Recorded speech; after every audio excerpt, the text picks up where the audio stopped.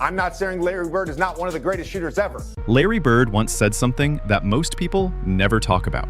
He said, without these rivals, he was nothing. Not almost nothing. Nothing. And when you sit with that for a second, it hits different. Because we spend so much time celebrating what Larry Bird was.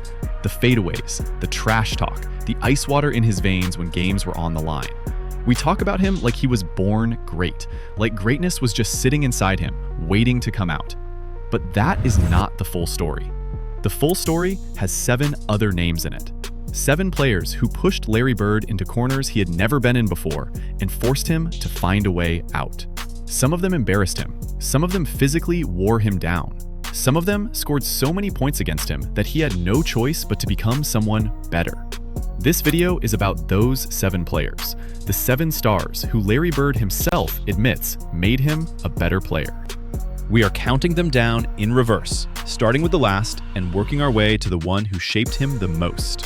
Because without these men, there is no Larry legend. There is just Larry Bird from French Lick, Indiana, a talented forward who never fully became what he was supposed to be.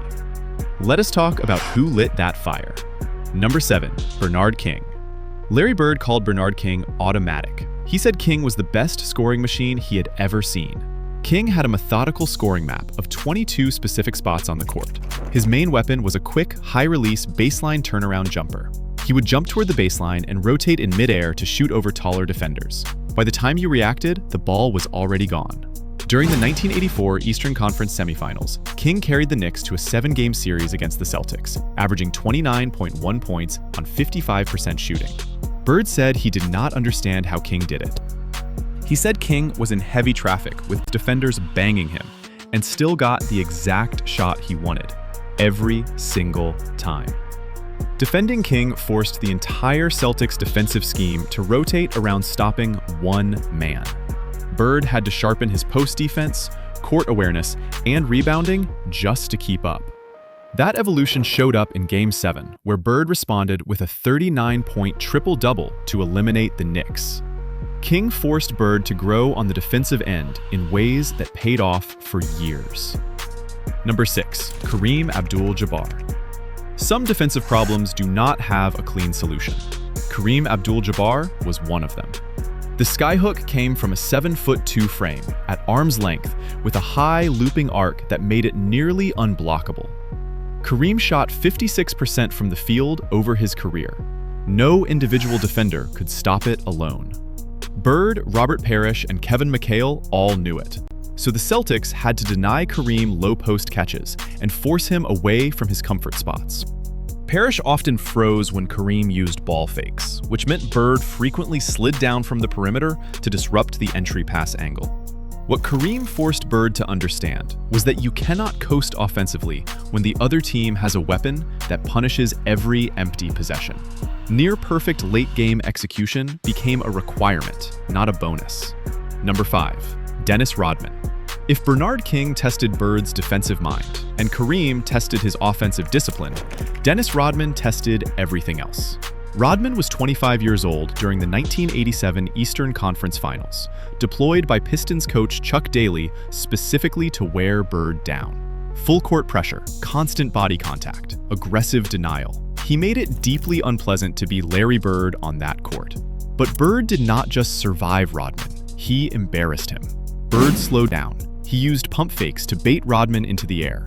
He backed him into the low post and used leverage instead of quickness. Then he talked. Bird hit 4 straight baskets over Rodman and walked over to Chuck Daly and said, "Who's guarding me, Chuck? Is anyone guarding me? You better get someone on me or I'm gonna go for 60. He yelled to his teammates, "I'm open! Hurry up before they notice nobody is guarding me." He also told Rodman directly, "I'm over here, Rook." In Game 7, Bird finished with 37 points, 9 rebounds, and 9 assists. Rodman played 18 minutes, committed 4 fouls, and had just 3 points and 0 rebounds. Rodman later admitted that guarding Bird helped set the foundation for his entire Hall of Fame defensive career. Rodman made Bird craftier, cooler under pressure, and even sharper with his words.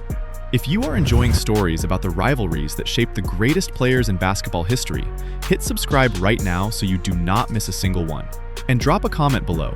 Which of these rivals do you think pushed Larry Bird the hardest? Number 4, Dominique Wilkins. Bird spent 3/4 of Game 7 in 1988 barely scoring. He had 14 points going into the fourth quarter. He was facilitating. Meanwhile, Wilkins had already poured in 31. Atlanta trailed 84-82, and the momentum was shifting. Then, Hawks forward Kevin Willis leaned across Wilkins and yelled, "Don't let that son of a gun score anymore, man." Wilkins said Bird's eyes grew wide. He knew right then it was on. Bird scored 20 points in the fourth quarter alone and finished with 34. Wilkins scored 16 in the quarter and finished with 47. But Boston won 118-116. Kevin McHale called it the purest form of basketball you ever saw. What Wilkins did was force Bird into full scoring mode on demand in a must-win situation. Later, at 33 years old, with his body breaking down, Bird crossed Wilkins twice in a single game and put up 50 points, 13 rebounds, and 7 assists. The lessons from those duels never left him. Number 3, Michael Jordan, April 20th, 1986. Michael Jordan was 23 years old, just back from a fractured foot, and he walked into the Boston Garden and scored 63 points. He shot 22 of 41 from the floor and 19 of 21 from the free throw line, without attempting a single three-pointer. The Celtics won 135-131 in double overtime, but it did not feel like a win. After the game, Bird said, "It was just God disguised as Michael Jordan." He meant every word. What Jordan showed Bird that night was that traditional defense was not enough against certain players. Bird and the Celtics responded by controlling tempo, limiting empty possessions, and leaning into half-court execution to cut off Jordan's transition chances. They finished the series sweep. But the lesson about efficiency and execution stayed with Bird long after that series ended. Number 2, Julius Erving. When Bird entered the NBA in 1979, Julius Erving was the gold standard of the Eastern Conference. Dr. J had changed basketball by turning the dunk into a high-percentage, artistic weapon.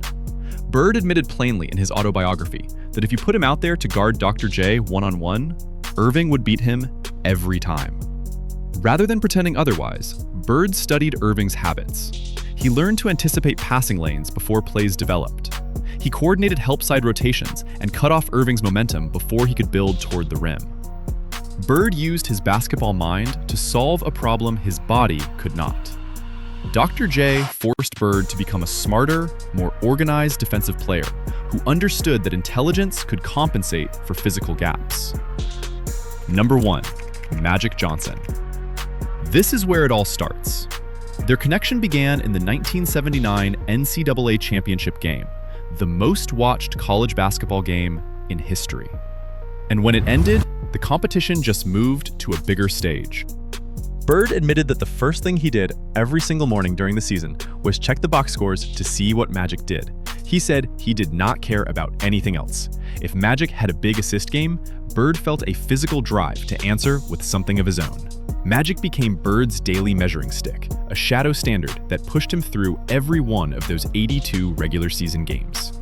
Their matchups in the 1984, 1985, and 1987 NBA Finals were the biggest stages in basketball. When Magic hit his famous junior skyhook to win Game 4 of the 1987 Finals, Bird said, "You expect to lose to the Lakers on a skyhook. That is the respect of someone who truly understood what he was up against." And when Magic retired in 1991, Bird said he no longer felt motivated to check the papers in the morning. That same burning drive was gone. Magic had not just been a rival. He had been the reason Bird kept sharpening himself every single day. Pull all 7 together, and you see something bigger than a list of tough matchups. Bernard King built Bird's defensive awareness. Kareem demanded perfect execution. Rodman tested his body and his mind. Wilkins forced him into a scoring zone he rarely needed. Jordan showed him the limits of traditional defense. Dr. J pushed him to solve athletic problems with intelligence. And Magic gave him a daily standard that never let him settle. Each one of these players found a crack in Bird's game and pressed on it until Bird fixed it. That is how Larry Legend got built. Not alone, but in the fire of 7 rivalries that refused to let him be comfortable. Bird was always great, but without these 7 men, he never becomes everything. They did not weaken his legacy. They are the reason his legacy became as strong as it did. Which one of these 7 rivals made Bird better the most? Drop your answer in the comments right now. We want to hear yours. And if you love deep dive stories about the battles that shaped basketball's greatest legends, subscribe so you never miss the next one.